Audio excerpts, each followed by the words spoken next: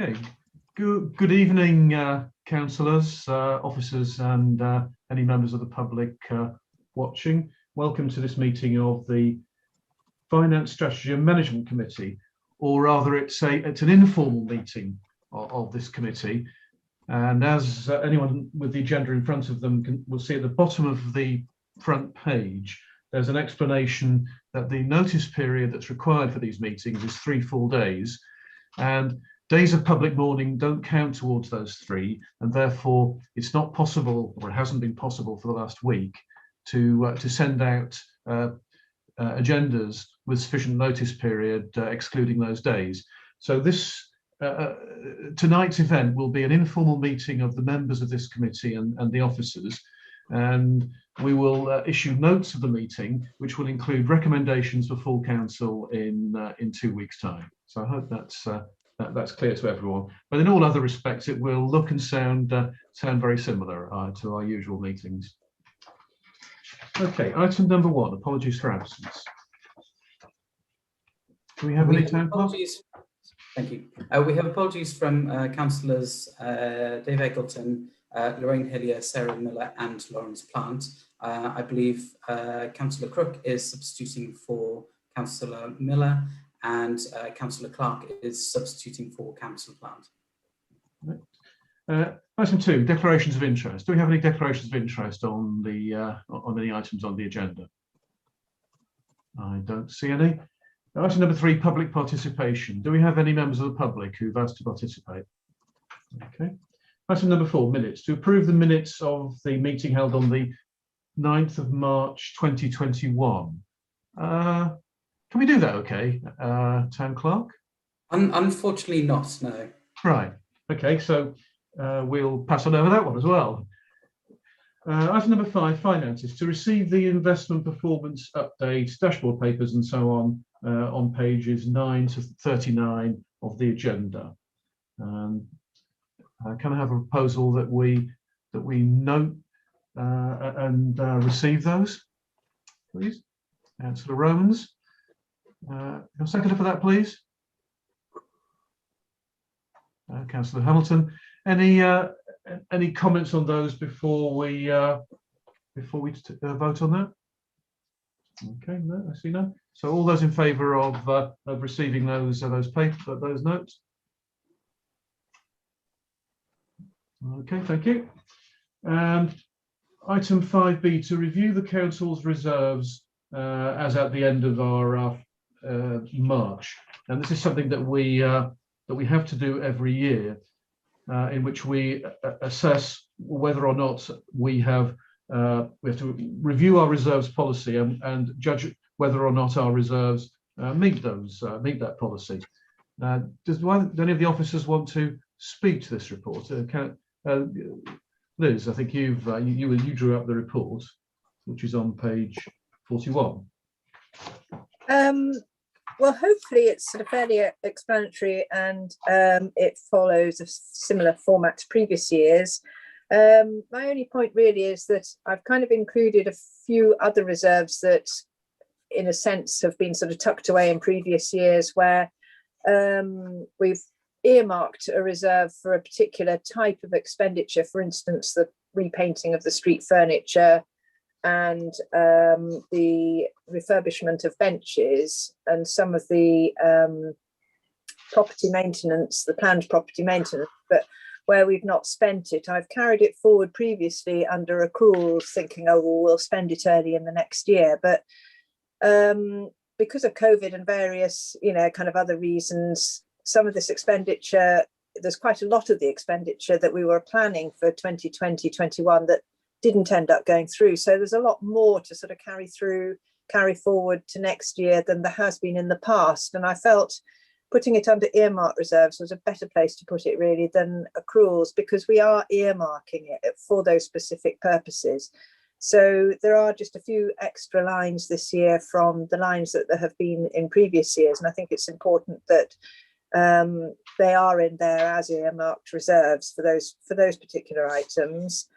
The schedule at the end of the report lists everything, and what they were last year, what's happened during the year, and the balances that we're carrying forward as at the 31st of March. And I think if councillors can just go through the list of the final column, reserve carried forward at the 31st of March 21, and make sure that they are happy that they still think that at some point in the future those projects, or whatever you want to call them, are going to carry on and go ahead.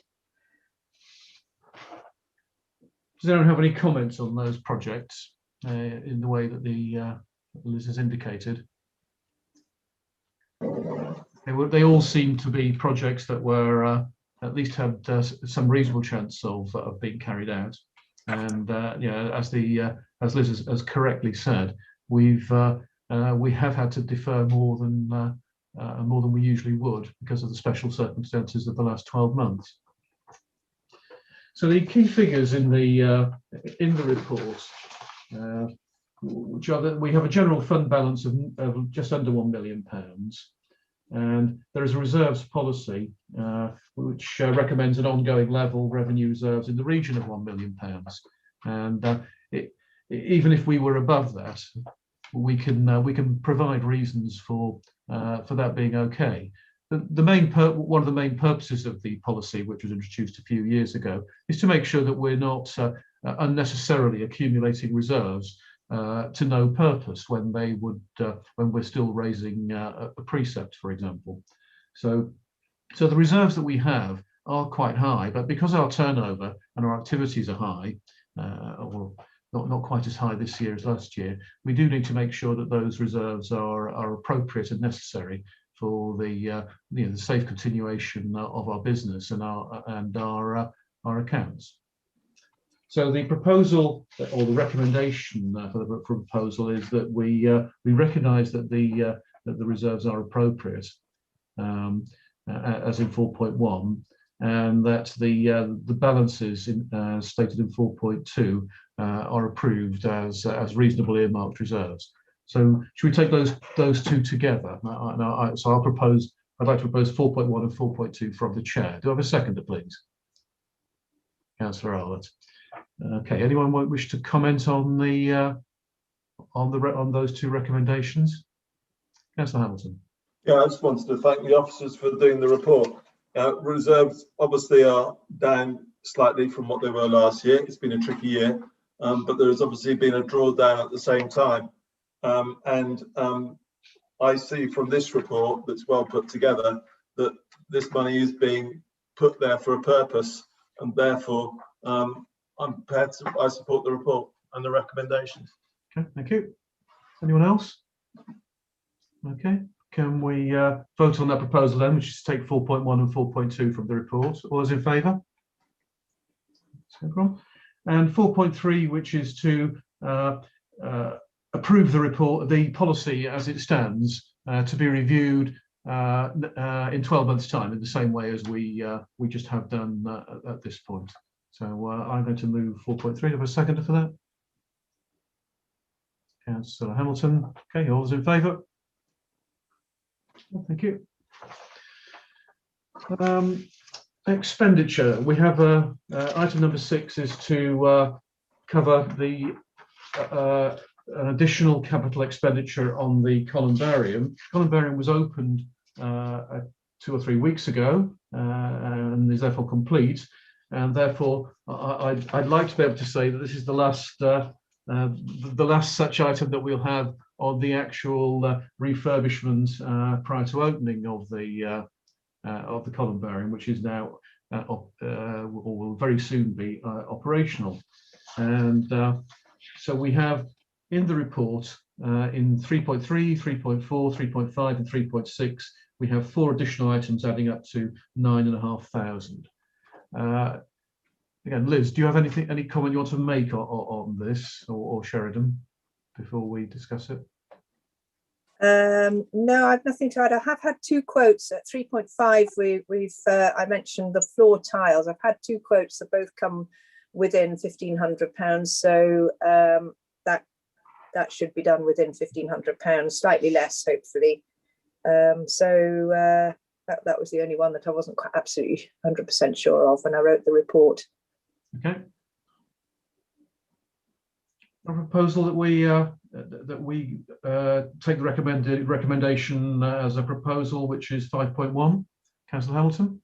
Yeah, I propose 5.1. I'm pleased to see this project come to fruition. I think we started it about 5 years ago, and I know it's been a road up and down and various costs, but it's right that we brought those chapels back into good use, and I'm pleased to see the project come to fruition. Yeah, I agree. And do a seconder for that proposal, please. Councillor Hinton. Do you wish to speak? Or... No? Okay. Anyone else wish to speak? Okay. All those in favour of the proposal, which is 5.1? Okay, thank you. Moving on to item 7, the River and Ray Museum, and this is a this arose out of I think the December meeting, when an application was made by the River and Ray Museum for a grant, and we decided to go and talk with them about the need that they were expressing, and the award and the grant application that they've made. And we wanted to talk to them because they are a major part of the town, a major part of the cultural life, a major part of tourism, a major part of the financial life, and we wanted to make sure that we were working together with the River and Ray Museum in the best way possible, not just financial, but other ways too. And so this report from Sarah Posey is both a rewording of the application, but it also contains a great deal of background information about the extensive activities that the River and Ray Museum undertakes, which is of enormous value to the town, I think, both not just symbolically, but in providing educational services to children and cultural services to the town as a whole. It's clearly a major part of Henley over the last 25 years. So there is a proposal, or there is an application, which is for over 3 years, for £20,000 per year for 3 years, to meet the need that they've identified as in the application. Would anyone like to make a proposal on that application? Councillor Hamilton.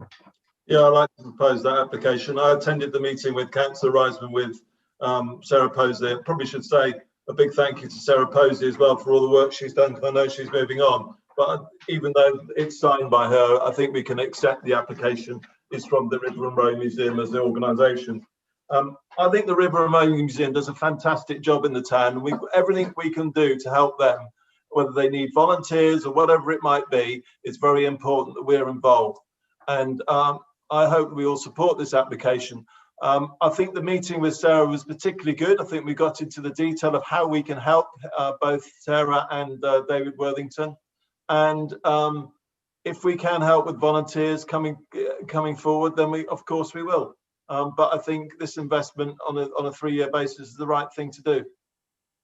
Yes, it's worth noting that one of the specific ways in which the museum is going to both make itself more financially secure, but also use at least some of the money that we're proposing that we grant them, is to improve a volunteer program which will help with the finances of the museum. So the point that Sarah makes in her application on behalf of the museum is that this will, to some extent, be an investment in helping the museum itself achieve a more financially viable status. So, do I have a seconder for that proposal? I'll second it from the chair if necessary.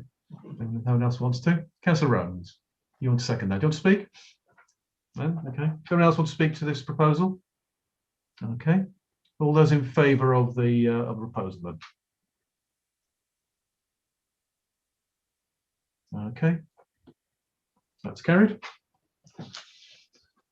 Item number 8. 7B. In addition to the application that was made, the museum have informed us, just to be clear, in case anyone wonders about the relationship formal relationship between the town council and the River and Row Museum. We lease the River and Row Museum the land for a peppercorn rent. It's 1 red rose per year, which usually is presented in person to the mayor. But of course, that hasn't happened recently. But hopefully, Councillor Miller, if will be able to do that in the course of the next 12 months. But the lease that we have with them means that any planning application has to be agreed by us. And I can't remember if what the exact wording is. I believe it's that we can't unreasonably withhold it. This seems a very sensible proposal. Can you just confirm that I've got these legal facts right, Town Clerk? I don't want to have misled the committee. Yes, indeed. That's my understanding. This is simply to note it. We can't actually we can't prevent them from doing so. It is a courtesy on their part. Yeah. Okay. So and unless anyone is aware of something that I'm not, it seems a perfectly sensible and reasonable, and we would have no objection to doing this. It's using the facility that they have, and again, it's providing a commercial facility to the town. So kind of a proposal that we note that, and that we support the application they're making. Does anyone like to propose that? Councillor Hamilton, wish to do that? Okay, the seconder for that? Councillor Romans. Anyone wish to speak or comment? Okay, all those in favour? Right, thank you. Cemetery warden. This has come from the R&A committee, who considered the need for a cemetery warden, and it includes the recommendation that we discontinue the scheme by which it's the payback scheme, I think it's called, which came out of R&A, and so that committee, which is the committee which is responsible for the cemetery and the park service, have made that recommendation, and we are simply approving the financial side of it. So going into the pros and cons of employing a cemetery warden, it is outside our scope really. We're just looking to see whether it financially is a sensible thing to do. So, Councillor Hinton, this is your committee. Would you like to just make any further explanation, and if not, just make the necessary proposal? Yeah, I think although we would be discontinuing the financial relationship with the community payback scheme, we are very open, I think, as town council to providing a location if required, but that would be for free. So if they need projects in the future, I think we're very open to that still. But in terms of paying for a service, we need to have a reliable, efficient service. We've tried to absorb it into parks. It can't really be done, so it's better to move this money and employ a cemetery warden, and that's all really I'd like to add. Thank you. Would you like to make the proposal that's in the recommendation 5.1? Yes, I'd like to propose that we go with the recommendation. Yeah. Okay, have a seconder for that, please. Councillor Roman. Anyone wish to speak? Councillor Hamilton. Yeah, I'm afraid I won't be supporting this one. I think the community payback scheme that we've had in place has worked quite well. But I also I listened in on the Recreation and Amenities Committee, and there was the idea of apprenticeships, or there was the idea of perhaps having a retired person who wanted to come and do a day or so a week. And I think perhaps we should explore those routes before just getting rid of the community payback scheme and employing a cemetery warden.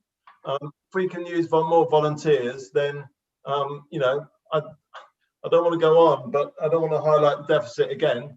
But I just feel that perhaps the town clerk could look at other means of getting the resource. I can understand the resources needed, but perhaps it could come from an apprenticeship or from someone who's retired who wants to volunteer, etc., etc. Councillor Hinton, would you like to respond to that? Yes, things like that have been suggested. However, as I just mentioned, two of the key things we need, as councillors will know, the issues we've had at the cemetery just in recent years, reliability and efficiency are key factors in this. And with the best intention and will in the world, volunteers just don't provide that same stability as an employee would. And again, this is at no extra cost. I think we've certainly learned that once or twice over the years that these proper good management of the cemetery is a very important, it's a very sensitive subject, and it's very important we get this right. And although I'm in many ways sorry to see the payback scheme discontinued, I understand that many other councils do support it, and it wouldn't jeopardise that service being provided, which is something that was very useful. And it was a particular project that one of the previous town clerks set up and was very keen on. There are alternative councils who carry out this. Town clerk, do you want to speak? Very much. Yes, I wanted to, in a way, reiterate what you and Councillor Hinton have said. Community payback is a really fantastic scheme, especially for the right job. They are sending the right people. I think with the cemetery is an area that we need really special care of, and we've seen that a bit more over the past year, where parks have taken back the maintenance of the area themselves, and the standard is much better. It is wonderful to support community payback, and I know they will not be short of jobs elsewhere, and equally they do work with councils on a pro bono basis as well. You don't have the same reliability as you would if you have the agreement in place that we currently have. However, it is still very likely that they would attend perhaps still once a week or on a kind of more ad hoc basis, but we would still certainly want to support them. Okay, thank you. Does anyone else wish to speak? Okay, so we have a proposal to take 5.1 as on the agenda. Can we vote on that, please? All those in favour? Okay, those against? Okay, thank you. That's carried. Item number 9, parking enforcement. Town Clerk, can you introduce what it is that the scope of what this item is intended to cover, and what we might consider? This is a verbal report only, with no recommendation. But if you could explain the background to this, I think that would be helpful. Certainly. So this was a request from a few councillors who've expressed concern about how some of our areas are, how the parking on some of our areas is enforced. We do our own enforcement at Mill Meadows, and I'm pleased to say I don't think we have many, if any, complaints at Mill Meadows. It runs very, very smoothly. The two areas in question are the New Street Slipway and Upper Marketplace, where we use an external company, London Parking Solutions, for the enforcement. Now, they are, I would say they are very efficient. In fact, most would probably say a bit too efficient. The concerns that we've had are that people are stopped for a few seconds, a couple of minutes, and to deal with an emergency situation or whatever, and they then find themselves with a ticket coming through their door a few days later. And so the question really is whether or not we feel that the enforcement provisions that we have in place are sufficient, whether or not we need to change the terms of the contract to allow for a cooling off period or a limited period where people can wait in the areas, or whether or not we need clearer signage there as well. We are going to have a meeting shortly the New Street Slipway to look at the physical layout of the area and whether or not we need clearer signage or road markings to make it clear what is permitted and isn't permitted, so that we can keep that space free for people to launch boats and other craft from the slipway. So yeah, the question that councillors wanted to be put on the agenda is what, if any, action do we want to take regarding the current enforcement arrangements? It does, I think, I can't remember when we last did conduct a review of the of that contract. So it does make sense for that to take place, I think. And maybe you could produce a report on the options that we have for the next meeting or a future meeting of this committee, and check to see that we are enforcing it in the way which works best for the town, which is, of course, what we're here to do. Would that be something that you would be happy to take on, Town Clerk? Yes, most certainly. We're already in conversations with the company to see what potential changes we might be able to make to the contract to allow for a waiting period, just a grace period. Yeah, I don't think we need to go into specifics. I think we can at this point. I think, but if we could ask you to consider the options and report them back to us, I think that would be helpful. So I can't remember when, if ever, this was last reviewed. It probably was, but so I don't recall. Certainly, I'd be very happy to do that. Right. Okay. Thank you. Now, Councillor Hamilton. Yeah, I know a number of councillors have been not lobbied, if you want to, because they've come up with terms of people that have got tickets. Can I just suggest that a number of different councillors will have different views? So if we were to email the town clerk and then let him compile his report and see where we get to. So suggestions can go to the town clerk. That will be fine. If people have views on what options that we might consider. Okay, thank you. Okay, let's move on then. That's so item number 10 is the exclusion of the public and press. To consider that the public and press be excluded for the remainder of the meeting in accordance with the Public Bodies Admissions to Meetings Act 1960, as publicity will be prejudicial to the public interest by reason of the confidential nature of the business. So I move. Do I have a seconder, please?